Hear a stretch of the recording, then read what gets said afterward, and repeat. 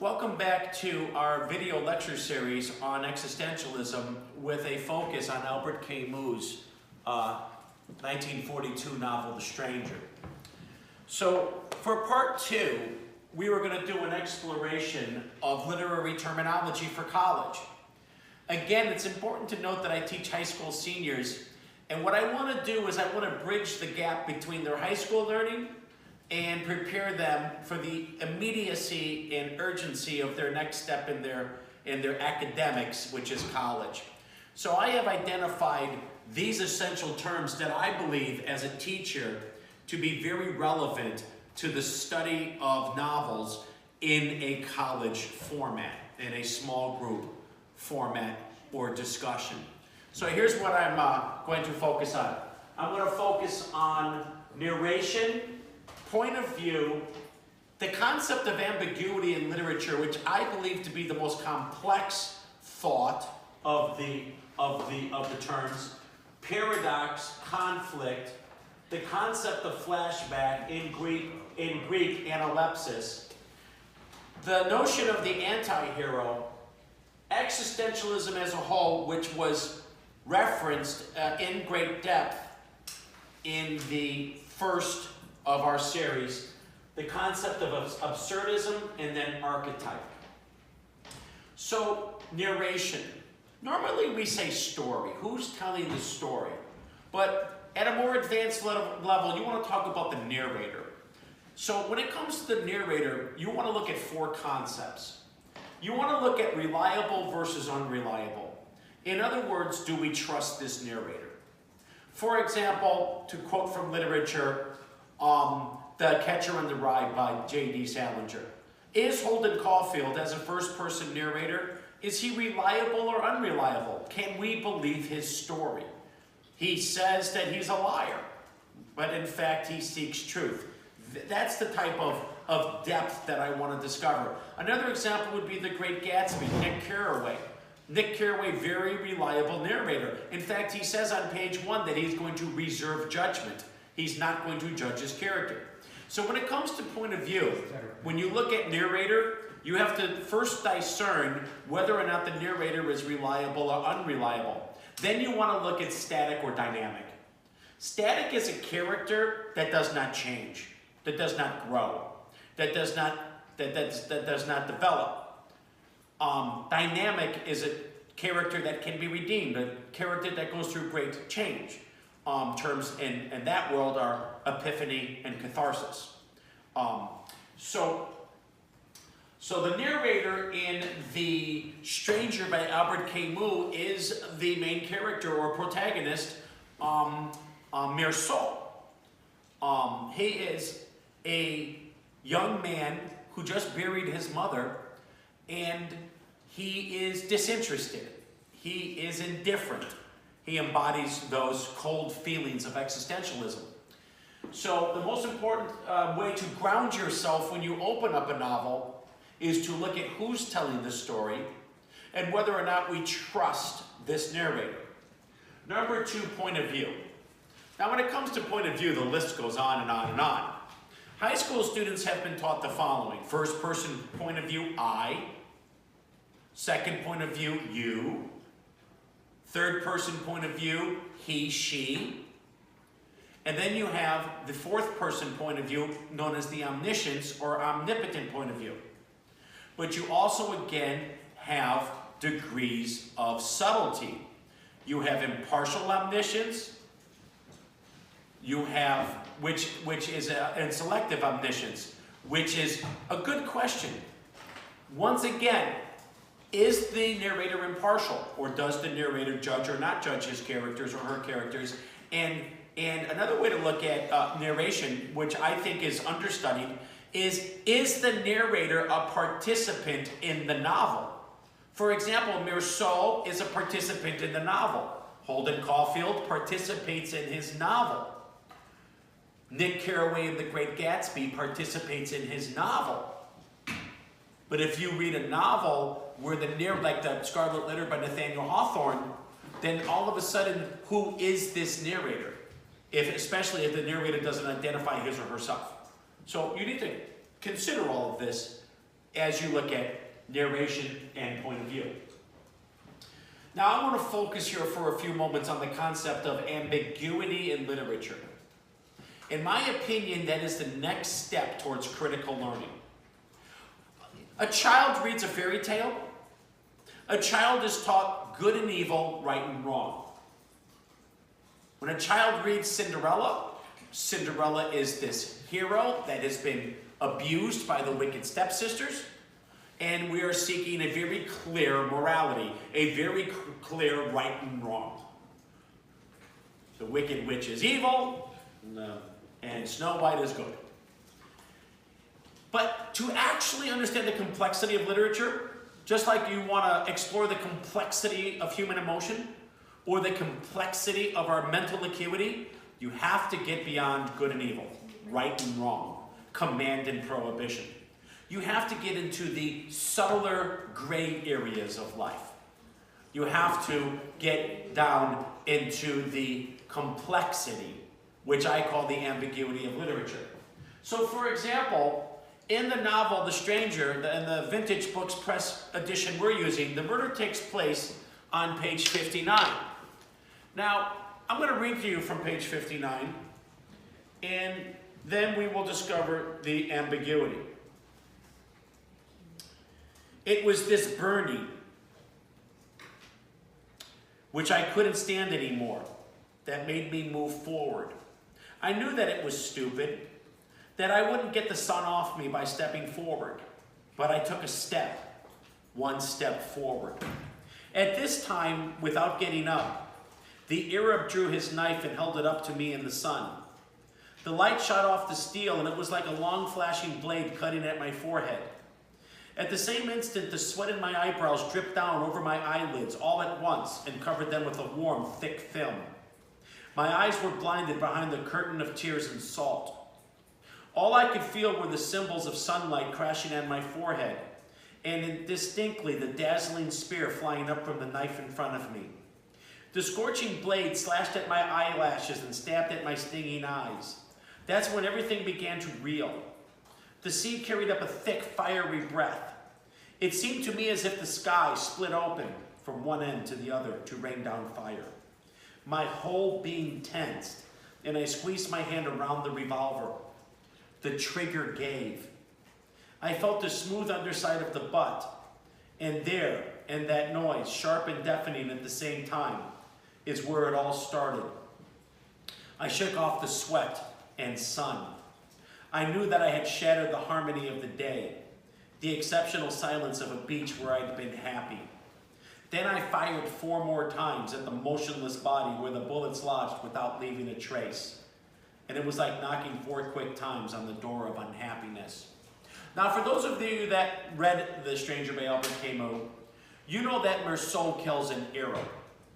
He kills a man that was having an argument with his neighbor Raymond, and on the beach, the Arab pulls a knife on Raymond, and then Camus' character Meursault basically says, let's go, let's not get involved here.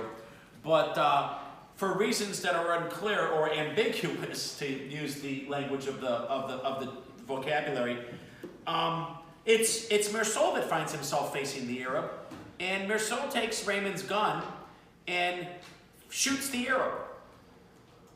Now, here's the great irony, or ambiguity. The irony is that he just shoots the man, pauses, and then shoots 4 more times. So is the first shot impulsive? Is the first shot in self-defense? He says that the sun is in his eyes and he's sweating profusely. His eyes are burning. Did he know what he was shooting at? But then does he consciously shoot 4 more times? That's the great mystery of this novel. That's what we call the ambiguity in literature. So ambiguity is a confusion, an unclarity, something that's not definitive. It's not black and white. It's not hot and cold. It's not fairy tale. It's not a clearly defined moral. It's not anything that can be clearly defined. It is subject to interpretation, and in my opinion, most importantly, it's subject to misinterpretation. Now, I will probably continue the lecture series when we do a future series on the novel itself, and I will deconstruct page 59 of the novel, or The Murder, line by line, literally word by word. So that's enough for now for the introduction. Getting back to the literary terminology, then you have the concept of paradox. In literature, you want to seek paradox. You want to look at contradiction. You're just as invested in question as you are in answer. Not everything can be delineated by a clearly decided outcome. Often there has to be great conflict, great paradox. Why do we act the way we did? Sometimes it looks like we act from a place that's not pure, or a bad motive, or a harmful intent, but perhaps you had reasons that others don't truly understand. Perhaps you were trying to save somebody. One of the great contradictions that I see is how we talk about things that are uncomfortable, what is known as using euphemistic language, such as like if somebody you love has been diagnosed with cancer, you're very careful not to say that word because you don't want to upset that person. But in the other hand, the reality is that they could be having a terminal illness. So it's like the way we talk around the subject, the way we don't want to just speak out a glaring truth. Often our emotions are in contradiction. You want to comfort the person that's in pain, but you don't know how. It's like, do I show pity? Do I show sympathy? Do I just keep quiet? Do I acknowledge the fact that they're weak? All of these things that race through your mind because you don't want to do the wrong thing. It leads you to think contradictory thinking in literature. Next is the concept of conflict, unresolved dispute. All great literature begins with conflict.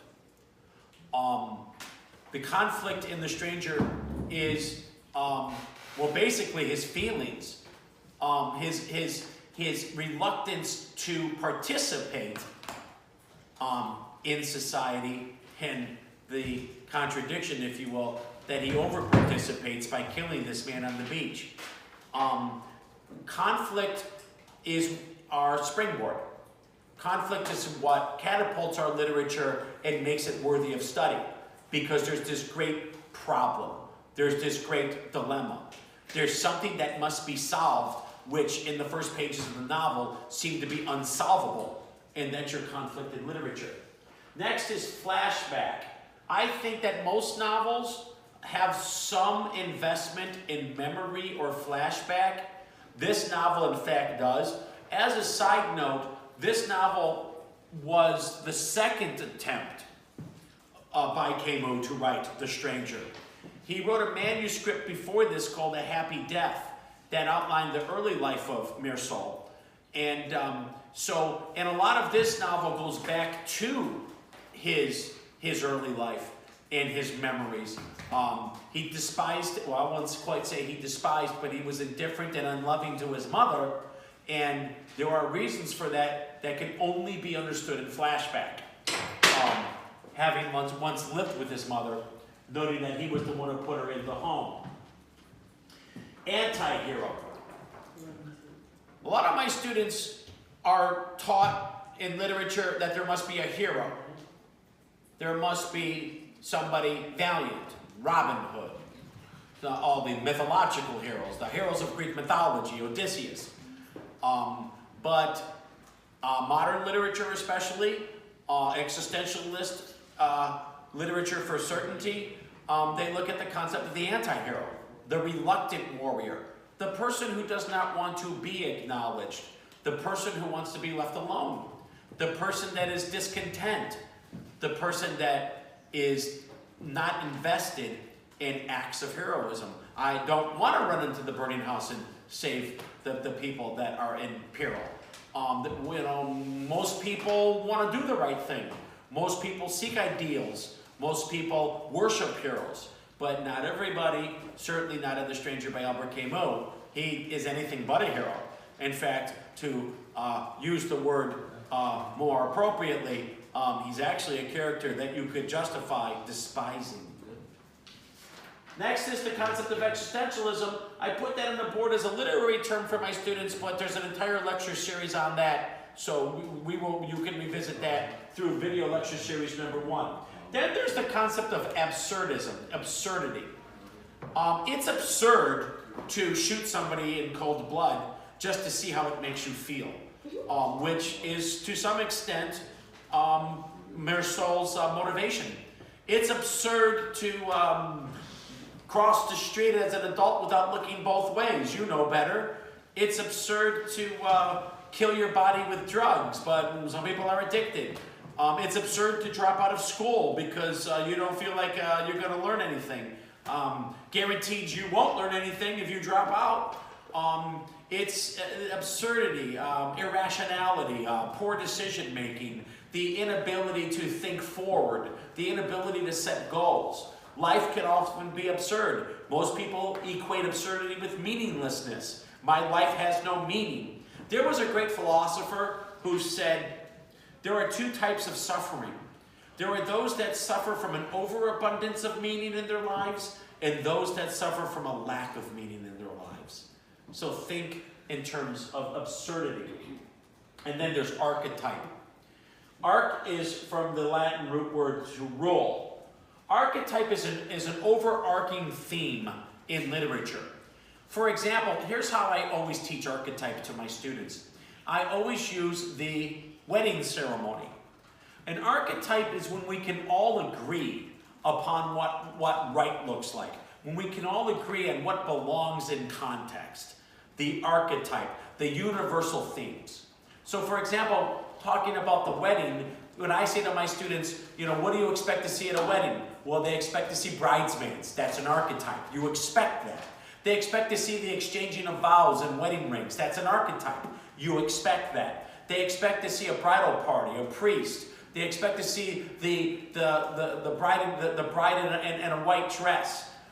They throw rice at the end of the ceremony. The archetype is this concept that we agree upon so we can put stuff in context and look at theme from one work to another. The archetype of sin in literature, the archetype of alcoholism, the archetype of poverty, the archetype of guns. That being said, if a work of literature does not conform to expectation, it goes against the grain, it goes against archetype. And so I do believe I put the word archetype on for existentialism because existentialism is a philosophy that transcends archetype. Now I'm going to step out of frame for 1 second and put in a second board. So study your notes.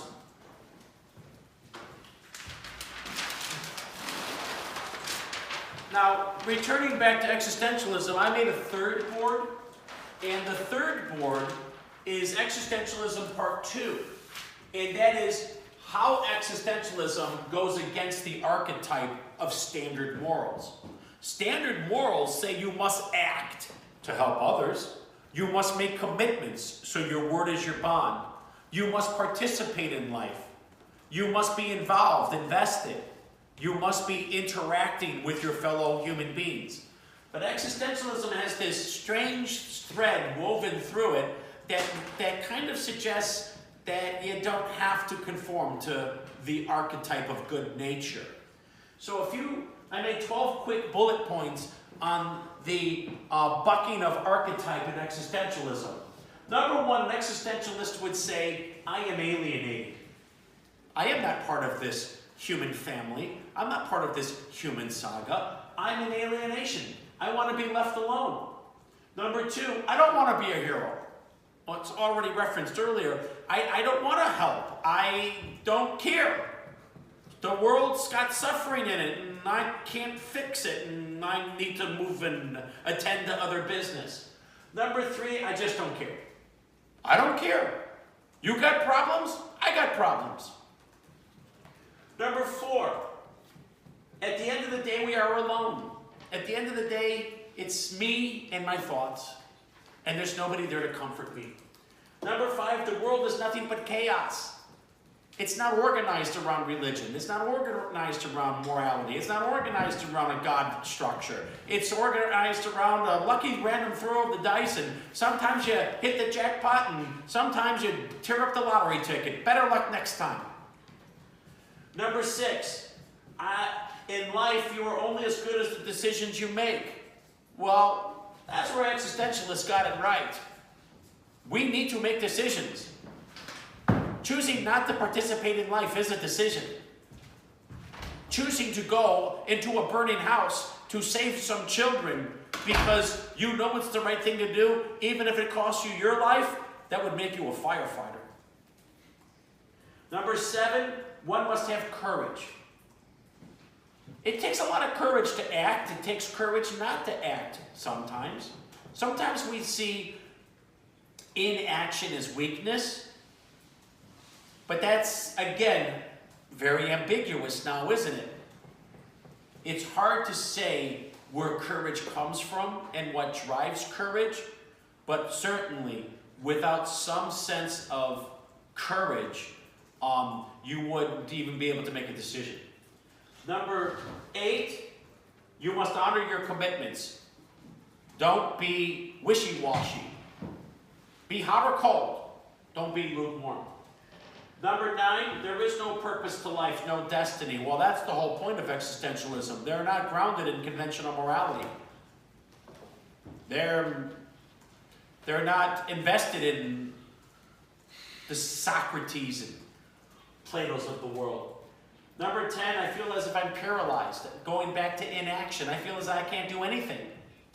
I can't make a move left, right, forward, or backward. Number 11, I have no direction. And number 12, I just can't decide with what to do with my life. So this is some heavy stuff. And every high school teacher would be doing his or her job if they said to their students, you must go to college. You must study. You must attain excellence. You must strive to be better.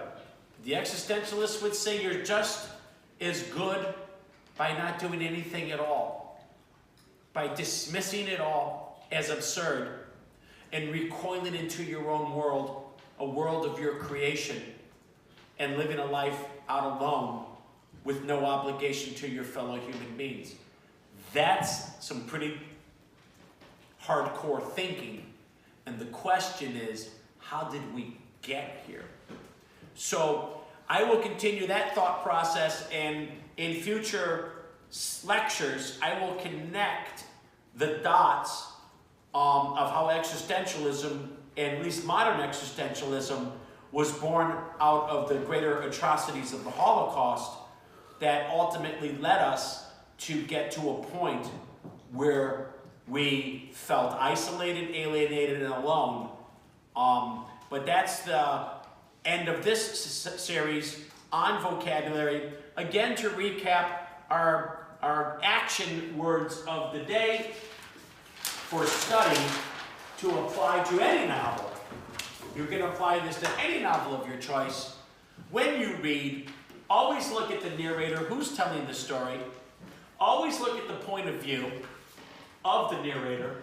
Always consider the ambiguity, the unclarity, the confusion, the interpretation, the misinterpretation. It's not right and wrong. It's not good and evil. It's not black and white. It's often gray. The paradoxes or contradictions of character and plot, the conflict or dilemma or problem that must be solved, the flashback and importance of memory in literature. Not every character is a hero. Often a character is an anti-hero. Existentialism as a philosophy that can be applied to all literature. Sometimes we act absurd, and often we seek archetype or universal theme in literature for cohesiveness and to bond literature to form major theme and develop multiple novels on similar patterns. So I hope you enjoyed this video lecture series, and I will see you again soon. Happy reading.